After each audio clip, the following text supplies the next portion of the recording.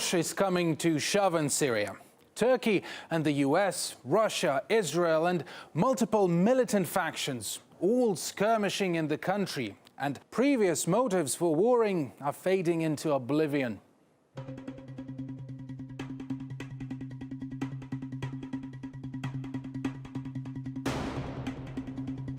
It's time for Assad to get out of the way.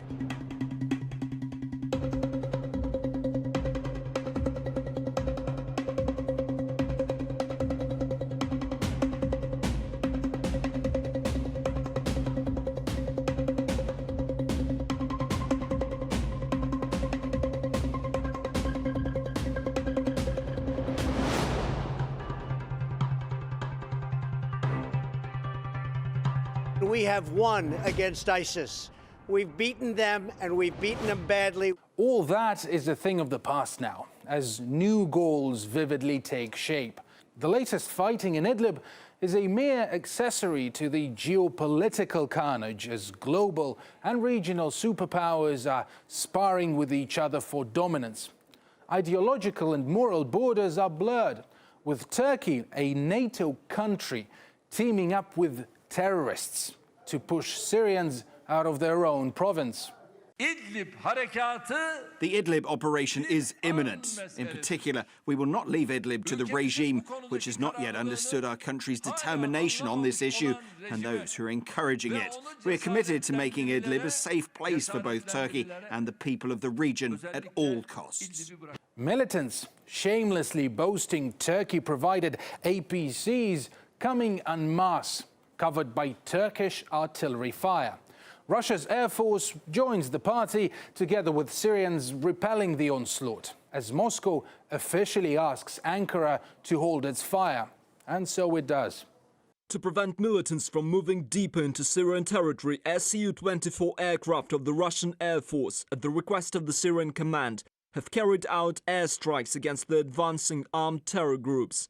This allowed the Syrian troops to successfully repel all attacks. But Turkey is not alone in this fight. While jihadi groups are doing the bloody bidding on the ground, Washington cheers from over the Atlantic. I had a very good conversation with President Erdogan. The fact is that he's fighting on Idlib. He doesn't want people to be killed by the thousands and hundreds of thousands.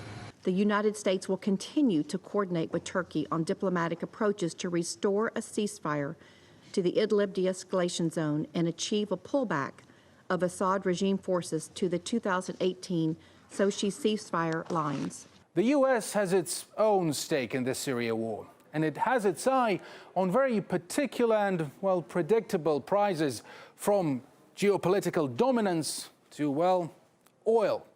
We did leave soldiers because we're keeping the oil. We may have to fight for the oil. That's okay. I like oil. And there's yet another actor in this conflict. Israeli jets routinely hit targets on Syrian soil. It's clear what Israel wants to weaken Iran's influence. Yet another power playing its hand in this massive and messy political gamble. Unfortunately for the people of Syria, since 2011, their country has been used as a chessboard on which the Syrians appear as pawns, and it's somebody else's geostrategic chessboard. In particular, the United States and its allies basically tore Syria apart, partly designed to topple the secular but legitimate government in Syria, the sovereign government, the government recognized by the United Nations, partly to topple that government, and partly to claim different parts of Syria for themselves. Syria has an important place geostrategically and geographically in this resource-rich region of the Middle East. It also has oil. So yes, what we've seen, the tragedy of Syria, the tragedy of the so-called civil war, is actually a proxy war by international players using the Syrian country, the Syrian battlefield as a proxy battlefield.